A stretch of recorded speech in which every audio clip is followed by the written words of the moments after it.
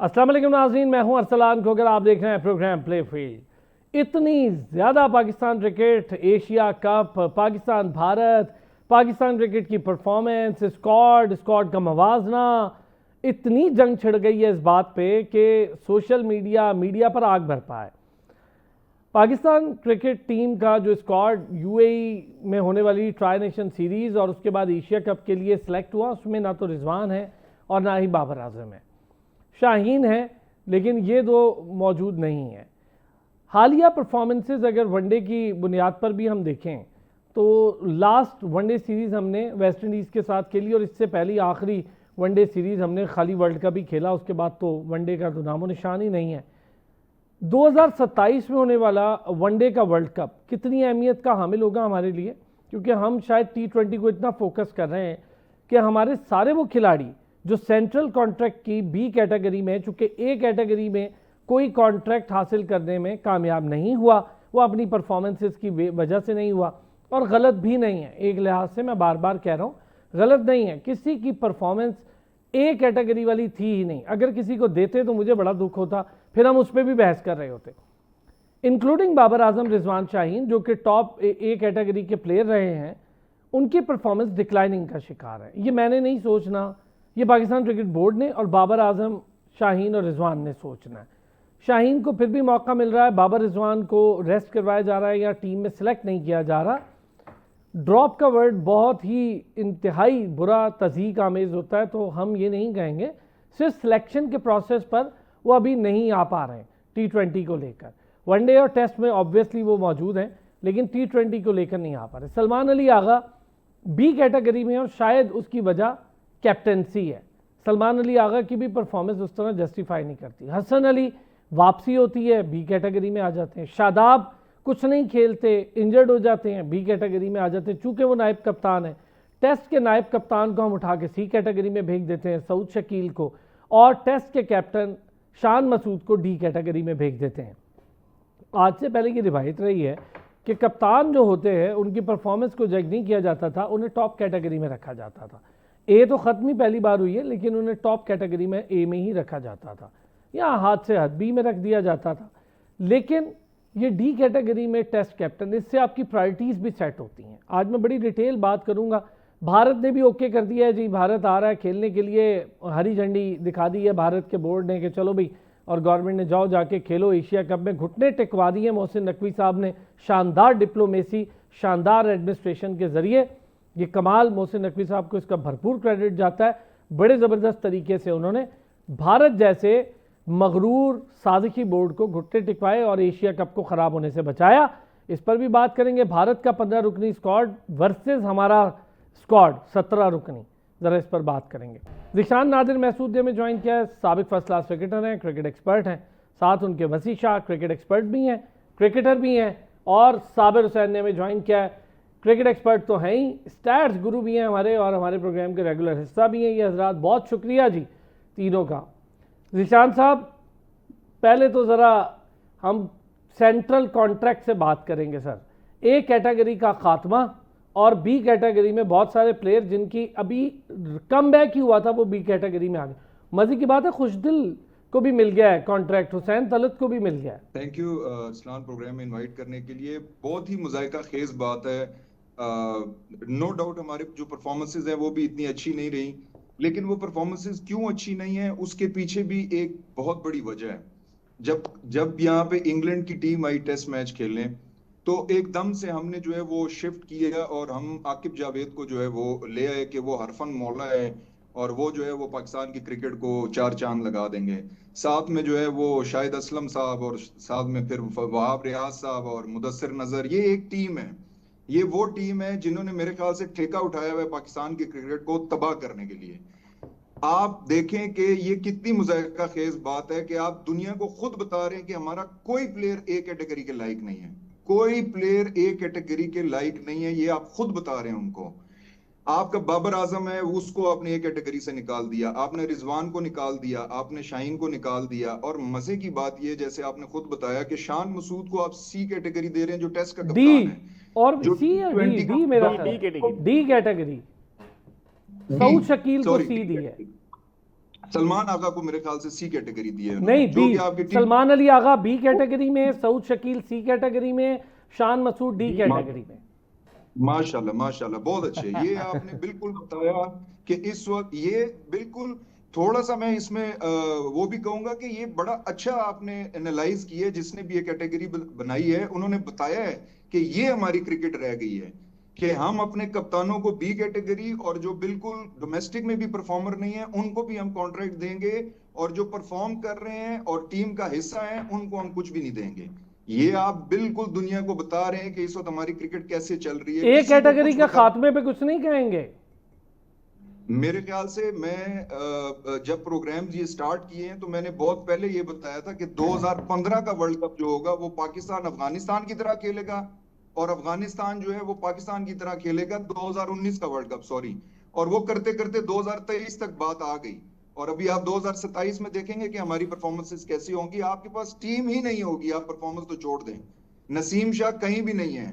2017-18 में 145 तक का बॉल करने वाला टीम का हिस्सा नहीं है। तो ये आप परफॉर्मेंस देखिए किस तरह नीचे आती जा रही है। हर एक की परफॉर्मेंस, शाहीन को देख लें, बाबर को देख लें, रिजवान, ये आपको ओवरहॉलिंग करनी पड़ेगी और देखना पड़ेगा कि इसके पीछे ये साजिश हो रही है आपके साथ। ये साजिश करने वाला कौन है? सर वैसे कुछ तो खिलाड़ियों ने अपने साथ बहुत बड़ी साजिश ये कर ली है कि वो स्पोर्ट्स यानी क्रिकेट से ज़्यादा पता नहीं किस चीज़ पे तवज्जो दिए बैठे थे। साबिर, कॉन्ट्रैक्ट्स, कैटेगरीज और प्लेयर्स, क्या कहेंगे? सबसे पहले जी अस्सलाम वालेकुम, बहुत शुक्रिया असलाम साहब अपने प्रोग्राम में मौजूद करने के लिए। देखिए, हो सकता है कि पीसीबी से गलती हो गई हो, बी सी डी के बदले हो सकता है वो ABC करना चाह रहे हो, तो लिखने में गलती हो गई होगी। क्योंकि देखें, शान मसूद आपके टेस्ट कप्तान हैं, और जिस तरह सरफराज के साथ ज़्यादतियाँ हो रही थी उनको भी जब कॉन्ट्रैक्ट हटाया गया था, फिर डी कैटेगरी में डाला गया था, वो कप्तान थे, फिर आहिस्ता आहिस्ता उनको निकाल ही दिया कॉन्ट्रैक्ट से। तो कहीं न कहीं से ये कहते हैं ना कि कुदरत का निज़ाम कुछ अभी भी हावी है कुछ खिलाड़ियों के ऊपर, और मुझे तो अफसोस भी होता है। और फिर भी उनको जिन्होंने ये क्राइटेरिया पता नहीं किस किस्म का सेट किया हुआ है। देखिए, कुछ खिलाड़ी हमने हमेशा मैंने इनफेक्ट अप्रिशिएट किया कि इमर्जिंग कैटेगरी थी और उसमें कुछ यंग खिलाड़ियों को कॉन्ट्रैक्ट दिए गए थे। मैं उस पर काफ़ी खुश था, क्योंकि नए बच्चे होते हैं, इनको एक किस्म का मोटिवेशन चाहिए होती है, उनको कुछ फंड्स चाहिए होते हैं ताकि वो इस पर्टिकुलर स्पोर्ट्स को परस्यू कर सकें, अपनी फैमिली को सपोर्ट कर सकें। मगर वो उन्होंने ख़त्म कर दी। अभी देखें, हुसैन तलत को आप लेके आए, सूफियान मुकीन को आपने डी कैटेगरी दिया, हुसैन अपने उसके अलावा साथ साथ कुछ और उसके साथ अपने शान मसूद को रखा, ये मेरे ख्याल में ज़्यादती है। उसके साथ आप देखें सऊद शकील, वो आपके ODI के भी प्लेयर रह चुके हैं, ODI में उन्होंने परफॉर्म भी किया, टेक्निकली वो साउंड है। मुझे तो अभी भी, हम तो इतनी क्रिकेट तो नहीं खेले, हमने भी कोई 8-10 साल रगड़ा खाया है ग्राउंड्स में, और इतने अरसे से क्रिकेट को कवर भी करें, फॉलो भी करें, मगर हमें जितना समझ आता है हम फिर भी मैं समझता हूँ कि सऊद शकील आपकी ODI का हिस्सा होना चाहिए, अगर आप लॉन्ग टर्म अपनी प्लानिंग को देखते हैं तो। आकिब जावेद साहब की मुझे समझ नहीं आती, अब आई डोंट नो वो कितना अर्सा सर्वाइव करते हैं, मगर फिर भी जो सराउंडिंग में पीसीबी के जो सो कॉल्ड एक एडवाइजरी टीम है, अगर वो टेक्निकल नहीं है तो फिर मेरे ख्याल में ये डिसीजन ठीक है ना, जो कि आपने कॉन्ट्रैक्ट बनाए। टेक्निकल नहीं है तो ये डिसीजन ठीक है। हाँ, क्योंकि सर अगर टेक्निकल होते, अगर क्योंकि देखें ना फैक्ट्स और फिगर्स अगर आप जाते, जातियात ना करते, अगर आप परफॉर्मेंस की बात करते हैं तो फिर साजिद और नुमान और सऊद शकील ये आपके टॉप परफॉर्मर है पिछले 1-1.5 साल में टेस्ट मैचेस के। तो क्या ये बी कैटेगरी डिजर्व नहीं करते थे अगर परफॉर्मेंस की बात करते हैं? मैं आपको यही तो कह रहा हूँ। देखिए, मैंने अपने इंट्रो में क्या कहा है कि आपकी प्रायोरिटीज क्या है। दुनिया अपने टेस्ट प्लेयर्स को टॉप कैटेगरी में रखती है, आपकी प्रायोरिटी है, हमारी तो टेस्ट प्रायोरिटी नहीं है। हम तो 3-4 टेस्ट खेल लें तो क्या है, उस टेस्ट के लिए अब इन्हें बी कैटेगरी दे दें, ये हमारी प्रायोरिटी है। असलान साहब, हम वाहिद एक क्रिकेट बोर्ड हैं जो कि खिलाड़ियों को ज़ाया करना जानता है, बनाना नहीं जानता। अभी देखें, बड़ी अच्छी बात की निशान साहब ने, नसीम शाह की वो पेस की बात कर रहे थे 2017, 18, 19 में जब 145 की स्पीड से बॉलिंग करते थे। अभी देखें, जो कि लेजेंड्स आजकल कहे जा रहे हैं, जो रूट है, विराट कोहली है, रोहित शर्मा है, या आपके जेम्स एंडरसन का मैंने पिछले प्रोग्राम में जिक्र किया था, केन विलियमसन है, केन विलियम, उनके इनिशियल अगर साल देखे पहले 4-5 साल, तो उसके बाद उन सब की परफॉर्मेंसेस फ्लोरिश हुई हैं। उन्होंने आगे जाके बड़ा सर्व किया है, उनकी एवरेजेस बेहतर हुई हैं, विनिंग परसेंटेज बेहतर, उनका कंट्रीब्यूशन विनिंग मैचेस में ज्यादा हुआ। तो हमारा क्या हुआ, हमारे वो खिलाड़ी जो 2017-18 से खेले उनका और डिक्लाइन हो रहा है, चाहे शाहीन शाफरी देख लें, चाहे बाबर देख लें, चाहे रिजवान देख लें, तो उनके देखे वजूहात क्या हैं। आपने जिस तरीके से कहा कि क्रिकेट के अलावा और किस चीज़ पे फोकस कर रहे हैं, मेरे नज़र में शायद वो अपने आप को जावेद मियांदाद, ज़हीर अब्बास, इंजमाम समझना शुरू कर रहे हैं, वसीम अकरम शायद समझना शुरू कर रहे हैं। भाई उन्होंने 15-15 साल इस टीम को, पाकिस्तान को सर्व किया। मेरे ख्याल में जो उनके पहले अगर 5-8 साल देखे जाएं तो इनसे कहीं बेहतर थे, इन सबसे कहीं बेहतर थे। क्योंकि आजकल सोशल मीडिया है, जिस तरह मुदस्सिर चौधरी साहब बड़ी प्यारी बातें करते कि देखें जी, छोटी सी क्लिप बनाई, उसमें सिर्फ उनके 2-3 शॉट्स दिखा दिए, और हमारे जो हम वैसे भी जो पाकिस्तानी अवाम थोड़े से वो जल्दी चीज़ों को जो है ना वो थोड़ा हाइपर लेते हैं। सोशल मीडिया के हीरोज हमारे यहाँ ज़्यादा हैं आपके मुताबिक। मैं ज़रा ना आज थोड़ा सा कॉन्ट्रैक्ट कैटेगरी पे टेक्निकल बात भी आप लोगों से करूँगा, परफॉर्मेंस बेस भी करूँगा। देखिए मैं ये कह रहा हूँ, आप ठीक कह रहे होंगे कि हमारा बोर्ड जो है उसका कसूर है कि ए कैटेगरी नहीं है, क्योंकि हमारा कोई क्रिकेटर ए कैटेगरी में फॉल नहीं करता अगर हम देखें तो वसी। लेकिन जहाँ पर बी कैटेगरी की बात है, हारिस रऊफ, आप ज़रा बी कैटेगरी के प्लेयर्स को देखें, हसन अली, सलमान अली आगा, शादाब खान, मैं ज़रा इन 4 पे लाजमी बात करूँगा। क्या ये बी कैटेगरी में फॉल करने के लिए अहलियत रखते हैं? बिस्मिल्लाहिर्रहमानिर्रहीम, बहुत शुक्रिया अरसलान साहब। सबसे पहले तो मैं बात ये करूंगा कि आपने जिन प्लेयर्स को पिछले साल कॉन्ट्रैक्ट दिया और इस साल नहीं दिया हुआ, आप उस पे तो बात करें कि आप मीर हमजा का क्या कसूर है कि उसको आपने कॉन्ट्रैक्ट से निकाल दिया, हसीबुल्लाह का क्या कसूर है कि उसको आपने कॉन्ट्रैक्ट से निकाल दिया, आमिर जमाल का क्या कसूर है कि उसको आपने कॉन्ट्रैक्ट से निकाल दिया, उस्मान खान जिसने पाकिस्तान के लिए खेलने के लिए यूएई से बैन खाया, 5 साल वो यूएई में क्रिकेट नहीं खेल सकता, उसको आपने 2 साल कॉन्ट्रैक्ट दिया, इस साल निकाल दिया।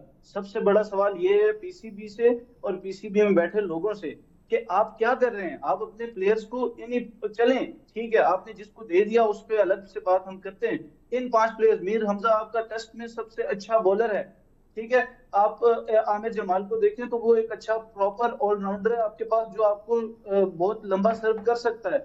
आप बजाय इसके कि आधा तीतर आधा बटेर कीपर लेके जा रहे हैं, साहिबजादा फरहान जो खुद ऑन रिकॉर्ड कह चुका है कि मैं कीपिंग करके फिर बैटिंग नहीं कर सकता, आप उसको विकेट कीपर लेके जा रहे हैं, लेकिन आप अपने यंगस्टर हसीबुल्लाह को कॉन्ट्रैक्ट से ही निकाल रहे हैं कि यार तुम्हारी जरूरत ही नहीं है। और हालात आपके ये हैं कि आपके पास हारिस और साहिबजादा आपके फर्स्ट चॉइस कीपर्स हैं T20 में। अच्छा, तो अहमद दानियाल ने भी कॉन्ट्रैक्ट हासिल कर लिया, चाहे डी हासिल किया हो। वसी, अहमद दानियाल ने कुछ कहना चाह रहे हैं, साबिर शायद आपसे ही सवाल करना चाह रहे हैं। वसी एक और चीज़ बी कैटेगरी में देखें आप, फ़खर जमान को अगर बी, आप सीनियरिटी की अगर बात करते हैं, मैं देखो शान मसूद का मुझे अफसोस है, अगर आप सीनियरिटी की बात करते हैं, परफॉर्मेंस की बात करते हैं, फ़खर जमान पूरा साल मोस्टली इंजर्ड था, वो T20 वर्ल्ड कप नहीं खेला, कुछ काफ़ी ODIs नहीं खेला, चैंपियंस ट्रॉफी के मैचेस नहीं खेला, वो इंजर्ड था, उसके बावजूद आपने उसको बी कॉन्ट्रैक्ट दिया। शादाब के इतने नंबर ऑफ मैचेस नहीं है जितनी उसकी परफॉर्मेंस, शादाब ड्रॉप रहा है उसको, एग्जैक्टली शादाब की वापसी बतौर वाइस कप्तान हुई है। इसी तरह से हसन अली के भी इतने मैचेस अभी कम बैक हुआ है सर, उसका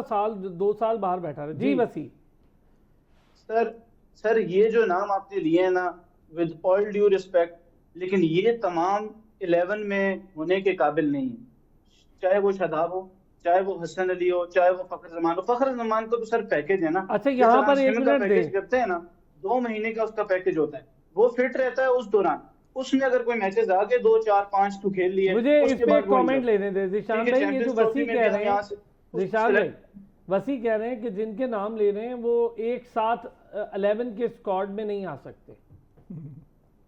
उन्होंने ठीक कहा है। आप मुझे शादाब की परफॉर्मेंस बता दें, पिछले 1 साल तो छोड़ दें, पिछले 3 सालों में बता दें कि उन्होंने क्या परफॉर्मेंसेस की हैं, वो कैसे कॉन्ट्रैक्ट ले रहे हैं। आया वो सिर्फ सकलैन भाई के दामाद हैं तो इस वजह से कॉन्ट्रैक्ट मिल रहा है। इसी तरह हसन अली की कोई पॉलिटिकल कोई वो इन्फ्लुएंस होगा तो वो ले रहा है। प्रॉब्लम हमारे यहाँ ये है, मैंने आपको ऑफ द रिकॉर्ड बताया कि कल मेरी जुनैद ज़िया के साथ आधे घंटे की मीटिंग हुई और वो सारी यही बातें कर रहे थे जो अभी हम कर रहे हैं। मुझे समझ नहीं आती, तो थोड़े से वो मजबूर इसलिए हैं क्योंकि जाहिर है वो परमानेंट एम्प्लॉय है पीसीबी के, और उन्होंने एग्जैक्टली यही बात की कि यार हमें भी समझ नहीं आती कि हम शाम को एक प्लान बनाते हैं, सुबह को नया बंदा आ जाता है, सुबह प्लान बनाते हैं, शाम को नया बंदा आ जाता है। वैसे जुनैद ज़िया से मैंने एक सवाल किया था सर कि आप ये प्लान बनाने की बजाय डोमेस्टिक बना लें, जिस पर आपका इतना जोर है, तो आपको एक कैटेगरी का प्लेयर भी मिल जाएगा। उनकी वजह से, इन सारों की वजह से डोमेस्टिक का ये हाल है कि आप डोमेस्टिक का एक परफॉर्मर ऐसा नहीं बना पाए कि जिसको आप प्लान का हिस्सा बनाएं और वो कैटेगरी ले लें। ये हाल है जिशान साहब। जी बिल्कुल, आप ठीक कह रहे हैं। थोड़ी सी जो उन्होंने एक बहुत अहम बात की वो ये है कि हमारे यहाँ प्रॉब्लम ये है कि हम हर चीज अपने पास रखना चाहते हैं। ताकि मेरी इंटरफेरेंस जो है ना वो खत्म ना हो जाए, ताकि मेरी वैलिडिटी रहे। यही प्रॉब्लम है हमारे बोर्ड में भी कि वो हर चीज को जो है वो पावर को अपने से दूर नहीं करना चाहता, कोई भी डिसेंट्रलाइज नहीं करना चाह रहे हम पावर्स को। हम रीजन्स को पावर नहीं देना चाहते, हम कोचेस को पावर नहीं देना चाहते। ओके, अगर हम मैं जरा कोच को आपके पावर साथ ना इस पर भी बात कर लेता हूँ। मैं जरा वापस आता हूँ ब्रेक से जी। बहुत आज तो साबिर ने भी बहुत कुछ बोलना है, वसी ने भी, ईशान साहब ने भी। ब्रेक लेते हैं, वापस आते हैं, इसी पर ज़्यादा डिटेल बात करते हैं, क्योंकि आगे एशिया कप और ट्राई नेशन सीरीज है, कोई मार्जिन नहीं है। फिर वर्ल्ड कप पे वर्ल्ड कप है, T20 का वर्ल्ड कप है, अगले साल वनडे का वर्ल्ड कप है, और फिर उससे अगले साल दोबारा आपको एक वर्ल्ड कप नजर आ जाएगा। तो ये लगातार 2031 तक बहुत ज़्यादा क्रिकेट के टॉप ICC इवेंट्स हैं, चाहे मेल हो चाहे फीमेल हो। वापस आते हैं ब्रेक से, इस पर बात करते हैं। एक बार फिर खुश आमदीद कहेंगे। निशान साहब, बात कंप्लीट कीजिएगा। डोमेस्टिक पर आप बात कर रहे थे, जुनेद जियाद साहब से आपकी बात हुई जी। वो यही बात हो रही थी कि हम यहाँ पे जो है वो पावर शेयरिंग नहीं चाहते। जब हम पावर शेयरिंग नहीं चाहते तो रिस्पॉन्सिबिलिटी आप उन लोगों के ऊपर कैसे डाल सकते हैं? अगर पावर इस वक्त जो है वो आकिब जावेद के पास है तो रिस्पॉन्सिबिलिटी भी सारी उन्हीं की है। अगर वो ये कहते हैं कि इस रीजन के प्लेयर जो है वो परफॉर्म नहीं कर रहे, तो भाई उस रीजन में जो कोच लगाया हुआ है वो बोर्ड ने लगाया हुआ है।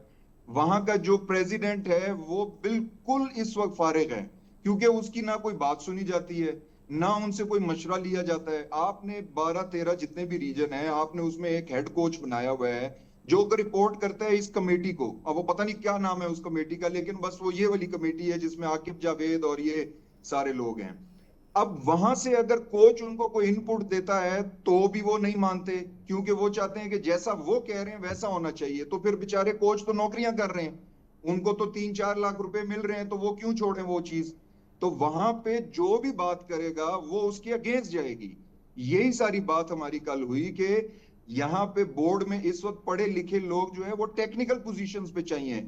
जो मैनेजमेंट पोजीशंस हैं उस पे तो सिफारिशी और इन्फ्लुएंस वाले पीपल बैठे हुए हैं, लोग बैठे हुए हैं, वो तो लगे हुए जो भी कर रहे हैं। लेकिन जो हमारी टेक्निकल है, जैसे जिसमें सिलेक्शन आती है, जिसमें डोमेस्टिक का स्ट्रक्चर आता है, यहाँ पे आपने जो है no due respect to everybody जो भी क्रिकेट खेला हुआ है, लेकिन प्लीज जो पढ़े लिखे क्रिकेटर हैं आप उनको एटलीस्ट शामिल करें ताकि उनका कोई विजन हो। और यार, वो आपको विजन मोहम्मद आगे वसीम पसंद ही नहीं आते थे, आप लोगों ने सारों ने उनको लैपटॉप कहना शुरू कर दिया था। खुद बताएं यार निशान साहब, वसी कमेंट करें पहले इस पे, निशान साहब वाली बात। मोहम्मद वसीम भाई का मैं कभी भी मैं उनके अगेंस्ट नहीं बोला, क्योंकि वो जो बात करेंगे वो लॉजिक के साथ करेंगे। हाँ, अगर वो गलत बात करेंगे तो मैं उनको भी कहूंगा कि आप गलत बात कर रहे हैं, लेकिन वो एक सेन माइंड का बंदा है, उसका क्रिकेट में दिमाग चलता है और वो ठीक फैसले लेना चाहता है। नहीं, वो हमारा डिसेंट problem आदमी है, पढ़े लिखे आदमी है, और वो सबसे ज्यादा डोमेस्टिक के क्रिकेटर्स को देखते भी हैं, उनकी परफॉर्मेंसेस को मेजर करते हैं। ये बात है, मैंने उन्हें खुद देखा, चूंकि कोचिंग कर रहे हैं। हाँ भाई, अगर आपने बोर्ड में काम करना है और आपने दुश्मन बनाना है तो आप ठीक बात कर दें बस। ओए होए होए वसी ये 100% सच्ची बातें की है जीशान साहब ने। आप देखें, हमने मोहम्मद वसीम साहब की एक चले इसी की एग्जांपल लेते हैं। जब वो नॉर्दर्न के कोच थे, नॉर्दर्न की क्या परफॉर्मेंस थी, 2 साल उन्होंने किस तरह डोमिनेट किया पूरी जो डोमेस्टिक सर्किट था, चाहे वो T20 क्रिकेट हो, चाहे वो 4 डे क्रिकेट हो या 1 डे क्रिकेट हो। जैसे ही उन्हें हटाया गया तो केपी देखें, वहां पे अब्दुर्रहमान साहब है, वो किधर है? देखें केपी, देखें हमारा प्रायोरिटीज ये नहीं है ना। जब आप डोमेस्टिक के कोचेस को, जो अच्छे कोचेस हैं, उन्हें टीम के करीब ही नहीं आने देंगे, और वो कोचेस जिनको कुछ पता ही नहीं है, जिन्होंने कितने ही अरसे से ग्राउंड्स में जाके देखा ही नहीं है कि क्या हो रहा है और कौन प्लेयर्स हैं, तो फिर आपको एक कैटेगरी के प्लेयर्स मिलेंगे ही नहीं। माजरत के साथ ये प्रॉब्लम है हमारे तमाम कोचेस का, जो भी कुछ हैं उनको छोड़ दें। उनके अलावा जो कोच जहां पे भी है वो सिर्फ उन्हें यही होता है कि चलें यार 15-16 लड़के हमने सिलेक्ट करने, उनमें से 8-10 पर्ची वाले होते हैं, 4-5 किसी एकेडमी वाले होते हैं, और टीम बन जाती है, फिर वो जाते हैं। तो परफॉर्मेंस इसी तरह की आनी है। फिर जब एक बच्चा है, देखें मैं खुद क्रिकेटर हूँ, जिशान भाई क्रिकेट खेले हैं, साबिर साहब ने जैसे कहा कि हमने ग्राउंड्स में रगड़ा खाया है। सर, हमें पता होता है कि जब हम किसी टूर्नामेंट में रन्स करते हैं मुश्किल से, या विकेटें लेते हैं मुश्किल से, तो हमें उस चीज की कदर होती है जब हमारा नाम आता है किसी भी बड़े इवेंट में। एक बच्चा है जिसने क्रिकेट ही नहीं खेली हुई, जो किसी जगह पे रजिस्टर्ड ही नहीं है, उसका नाम 15 में आएगा तो उसको इस चीज की कदर होगी? कभी भी नहीं होगी। वो यही समझेगा कि ठीक है बाप का माल है, चलते जाओ खेलते जाओ जब तक खेल रहे हैं, ठीक है। अब यही चीज हमें तबाह और बर्बाद कर रही है हमारी क्रिकेट को भी। और यार, यही चीज अब देखें मेरी जो बात नीचे सुने, लेवल से बस ऊपर ही चला गया हम कि ना ये डोमेस्टिक स्ट्रक्चर पे जिशान, मैं, आप हो गए या जिशान से तो बहुत डिटेल डिस्कशन, चूंकि खुद कोच भी रहे हैं, खुद इन्होंने डिटेल काम किया है, कर भी रहे हैं डोमेस्टिक के लिए। मैं साबिर, चले इससे आप पहले कुछ बात करना चाह रहे थे, मैं चाहूँगा ज़रा वो एडवाइस एक बड़ी अच्छी आपको देना चाह रहे थे। देखें, पीसीबी को तजवीज़ ही दे सकते हैं कि देखें जो टेस्ट के प्लेयर्स हैं, जो स्पेशलिस्ट हैं, अब देखें उनको गिना चुना साल में 2-3 टेस्ट मैचेस मिलते हैं, पूरा साल वो बैठे रहते हैं। हमने शायद ये बात कुछ साल पहले भी की थी कि ऐसा शफीक था, अजहर अली था, मोहम्मद अब्बास थे, देखो उनको कॉन्ट्रैक्ट उस तरीके से नहीं ट्रीट किया जा रहा था। क्यों ना आप इनको वाइट बॉल रेड बॉल के अलग कॉन्ट्रैक्ट दिए जाएं। मैं ये समझता हूँ कि 8-10 खिलाड़ी आपके ऐसे हों जो कि स्पेशलिस्ट हो टेस्ट पे, वो कम से कम अपने आप को सिक्योर तो समझें। अभी हमारा प्रॉब्लम ये है कि हमारे 18, 19, 21 साल के जो लड़के हैं वो सारे अमेरिका, अब देखें आजकल जो ऑस्ट्रेलिया में टॉप एंड T20 हो रही है, वहाँ पे देखें मोस्टली पाकिस्तानी खिलाड़ी हैं जो अमेरिका से खेल रहे हैं, स्कॉटलैंड से खेल रहे हैं, आयरलैंड से खेल रहे हैं, उसके बाद यूएसए कितनी लीग से वहाँ पे जाके खेल रहे हैं, वहाँ पे उनको नेशनलिटी वगैरह मिल रही है, उसके लिए अप्लाई कर रहे हैं। जिस तरीके का वेस्ट इंडीज़ का हशर हो चुका है, जो ब्रेन लारा ने भी कहा, क्लाइव लॉयल ने भी कहा, माइकल होल्डिंग ने भी कहा, हमारे जो पाकिस्तानी जो ग्रेड्स हैं उनको भी मेरे ख्याल में बैठना चाहिए। मोहसिन नकवी साहब को अगर ठीक है, उनका अगर एडमिनिस्ट्रेशन वाइज अच्छे हैं, अगर क्रिकेट के पॉइंट ऑफ व्यू से उनका दिमाग उस तरीके से नहीं काम करा तो यार मैं एक चीज आप लोगों से ना, सारों से जी देखिए, मोहसिन नकवी साहब ना चेयरमैन है, जी उनका काम था कि एक ऐसा बंदा लाके लगा दें जिसको समझ बूझ हो। आकिब जावेद साहब ने लाहौर कलंदर्स के साथ बहुत अच्छा काम किया, ग्रास रूट पर भी बहुत अच्छा काम किया, मैं इससे कोई दो राय नहीं है। आपके टीम में इस वक्त सलमान अली आगा हो, हारिस रऊफ हो, शाहीन हो, फ़खर हो, इन लोगों के साथ बहुत लंबा काम किया उन्होंने, ठीक है, काफ़ी लड़के प्रोड्यूस किए हैं उन्होंने। अहमद दानियाल हो गया, ये सारे मतलब यंगस्टर्स की एक लॉट उन्होंने प्रोड्यूस करके आपको दिए। अब यही कर सकते थे कि जी इनको ले आएं और ये शायद इन्फ्लुएंस ना ले चीज़ों का। अब वो जो फैसले कर रहे हैं वो समझ में नहीं आ रहा वो चल कैसे रहे। ये कसूर मेरा ख्याल है चेयरमैन से ज़्यादा उन लोगों का है जिनको सिलेक्ट करके लाया जाता है, एडवाइजरी जो है।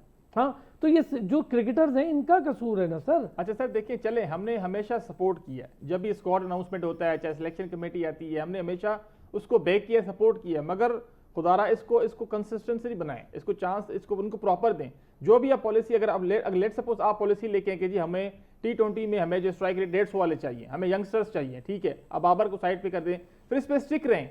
क्योंकि हमने 2021 में देखा था, हम पे प्रेशर आया, आजम खान को निकाल के अब शेब अली को लेके आए, 40 साल का था, हफीज को लेके आए, 40 साल का था, उसको तो आप लेके आए। तो ये सोशल मीडिया की प्रेशर की वजह से आप फिर चेंजेस ना करें। अगर आपकी जो स्ट्रेटजीज हैं, ठीक है, हम सपोर्ट करते हैं, इसको फिर कम से कम कंटिन्यू करें। अगर आपने जो क्राइटेरिया बनाए, कुछ खिलाफ जगह सलमान मिर्जा को अपने कॉन्ट्रैक्ट दे दिया, किस बेसिस पे दे दिया? इससे ज्यादा मैं कहता हूँ मीर हमजा डिजर्व करता था, हसीबुल्ला डिजर्व, क्योंकि जिस पे पीसीबी ने इन्वेस्टमेंट की होती है 8-9 साल, 5 साल, 6 साल इन्वेस्टमेंट की होती है भाई, ठीक ठाक खर्चा होता है, उसके बावजूद आप उसको दूध की जिस तरह मक्खी निकाल देते, चाहे में इस तरह आप इनको साइड पे कर देते हैं, तो दिल बर्दाश्त होकर देखें।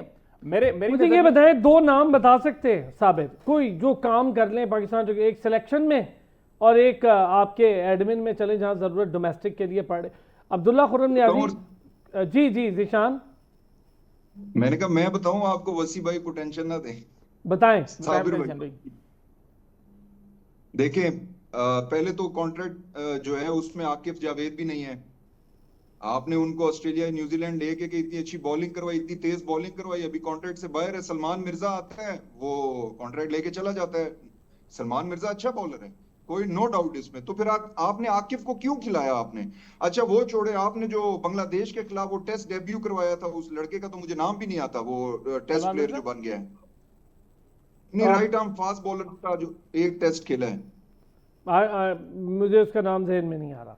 अच्छा, तो आपने 2 नाम कहा कि बोर्ड में आप राशिद लतीफ और आमिर सुहेल को लगाएं, आपको सारा बोर्ड ठीक करके दे देंगे। वो राशिद लतीफ, आमिर सुहेल, आमिर सुहेल नहीं, जिशान भाई थोड़ा सख्त हो जाएगा, लेकिन चलें मैं इस पे बहुत ज़्यादा बात कर सकता हूँ, बहुत ज़्यादा, थोड़ा सा वो हो जाएगा। आप जिसको भी लगे, हाँ राशिद लतीफ़ क्रिकेटिंग माइंड तो है, इसमें कोई दो राय नहीं है, और बड़े अच्छे क्रिकेटिंग माइंड है, मैं समझता हूँ उनको काम करना चाहिए। लेकिन राशिद लतीफ़ साहब शायद काम कर ना पाए इस तरह के माहौल में, क्योंकि वो पहले भी उन्हें ऑफर कई बार हुई है, उन्होंने काम नहीं किया। चले 2 नाम आपने दिए, कोई साबिर दो नाम।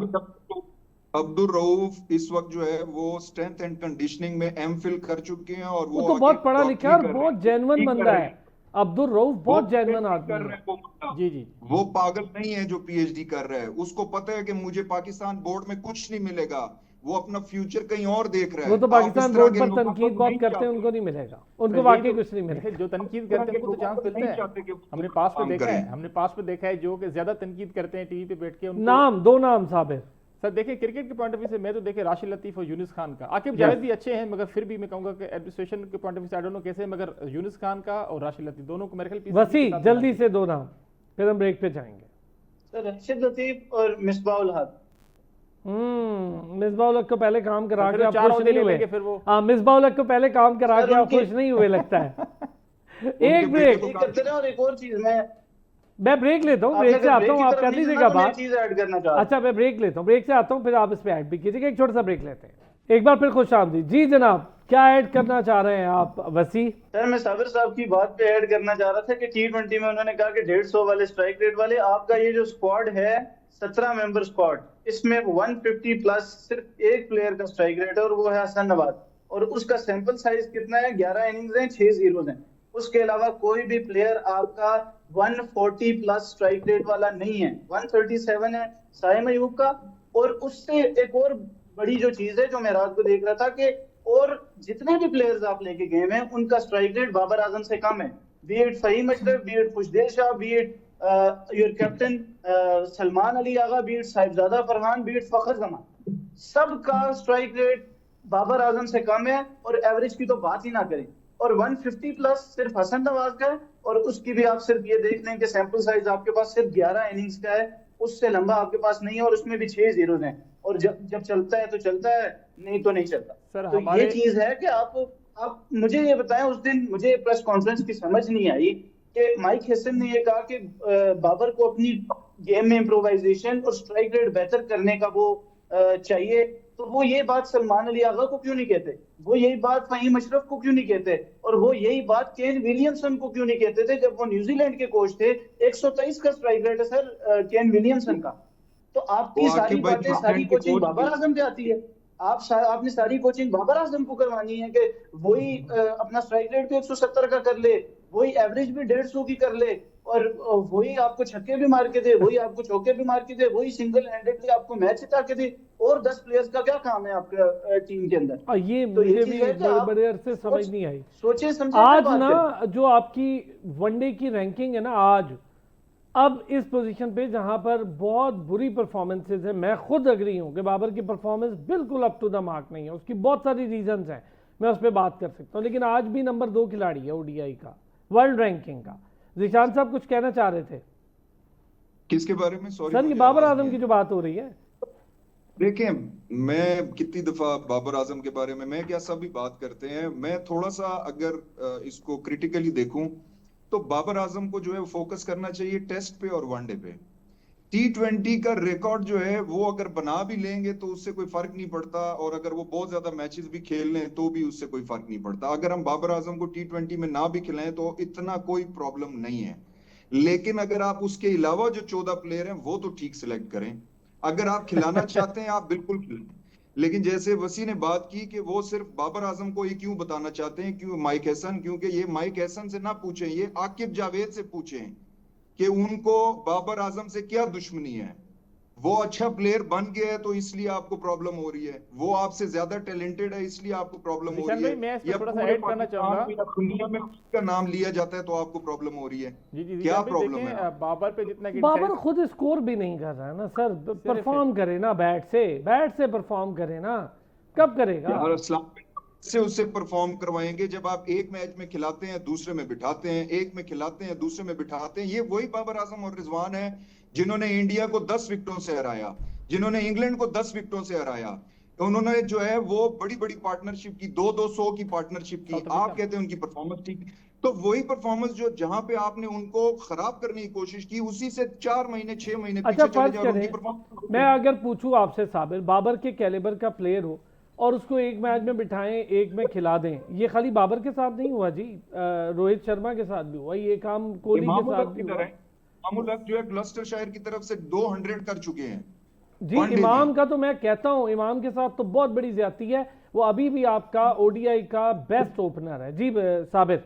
देखिए असलाम साहब, बाबर के पीछे काफ़ी सालों से लोग, 3-4 सालों से लोग काफ़ी एक्सपेक्टेड लॉबी मेरे ख्याल में पड़ी हुई है। देखें ये ज्यादती है मेरे ख्याल में, क्योंकि देखें जिस तरीके का प्लेयर है, और देखें बात उनको करनी चाहिए बाबर के बारे में जिनके, अब जिस तरह मैंने प्रोग्राम से पहले असलान साहब से बात हो रही थी कि यार ज़हीर अब्बास साहब बात करें, इंजमाम, यूसुफ, यूनिस, जावेद मीना जिस तरीके से सपोर्ट किया। अब ये वो कैलिबर के बल्लेबाज हैं जिनका बनता है बात करना। मुझे तो अफसोस होता है उन पे जो छोटे से यूट्यूबर्स हैं, अब जिन्होंने कभी बल्ला जो नहीं पकड़ा टेक्निकल होगा। बात, मेरे आपके जैसे लोग अब बाबर की टेक्निक पे बात करें तो बड़ी टेक्निक शर्मिंदगी exactly, हो हमारा जाएगी। भाई टेक्निक की बात ही नहीं बनती सही यार, बात अगर है। उसकी टेक्निकल उसमें फ्लॉज हो, जिस निशान भाई ने कहा वो कह सकते हैं ना क्रिकेटर है ना। 200 स्कोर ओपनिंग पार्टनरशिप वो 3 से 4 दफा बना चुके हैं। उन्होंने चेस भी करके दिया, उन्होंने पहले बना के भी दिया, इंग्लैंड में, साउथ अफ्रीका में, पाकिस्तान में उन्होंने चेस भी करके दिया।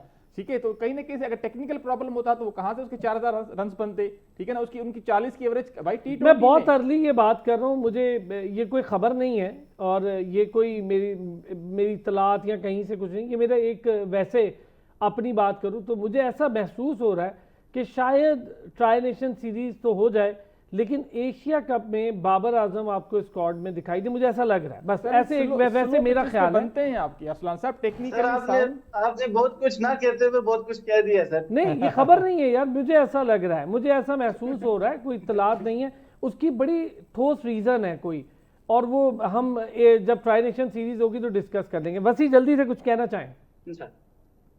सर मैं ये कहना चाह रहा हूँ कि एक बॉटम लाइन है, ठीक है, अभी इस वक्त वो कॉन्फिडेंस में नहीं है, टेक्निकल उसकी कोई प्रॉब्लम ही नहीं है बाबर आजम की, लेकिन आपने 4 बार T20 इंटरनेशनल्स में 200 का रन चेज किए हैं। 3 बार बाबर आजम ने 2 में सेंचुरी बनाई है, 1 में 76 नॉट आउट किया है, और चौथा जो है वो हसन नवाज का 100 ये जो अभी न्यूजीलैंड में हुआ है। यार हसन नवाज के हवाले से ना मैं आपको एक चीज जाती बताऊं, करेंगे तो हसन के हवाले से ये है कि मैं समझता हूं हसन जैसे प्लेयर्स को बैक करना चाहिए, हसन नवाज को बैक करना बिल्कुल चाहिए, ऐसे। खामोशी से उसको रहने दें, उसको कोई ना छेड़े। बहुत अच्छा प्लेयर है, दलेर प्लेयर है, आज नहीं तो कल टेक्निक भी सब कुछ बेहतरीन हो जाएगा, वो ठीक है, वो अपने टाइम पे एक। मुझे ये कि इरफान नियाजी बहुत अच्छा प्लेयर था, उसको तो आपने उठा के ऐसा बाहर फेंका कि नजर नहीं। अजीब बात है, मैं हैरान हूं कि इरफान नियाजी जैसे अच्छे प्रोस्पेक्ट को आप फारिग कर देते हैं, उसको भी अच्छा फील्डर था, बहुत अच्छा बैट्समैन अच्छा भाई, वो 6-5वें नंबर, जहां आप आजम खान को ट्राई कर रहे हैं, जहां 104 के स्ट्राइक रेट वाले खुशदिल को ट्राई कर रहे हैं, और इरफान नियाजी को ट्राई करो। बहुत शुक्रिया साबिर, वक्त की बड़ी कमी थी, बहुत शुक्रिया साबिर हुसैन। वसी थैंक यू सो मच, वसी खान ने हमें ज्वाइन किया, जिशान नादिर महसूद साहब बहुत शुक्रिया आपका, आपने भी हमें ज्वाइन किया। मंडे को फिर होती है मुलाकात, अपना ख्याल रखिएगा।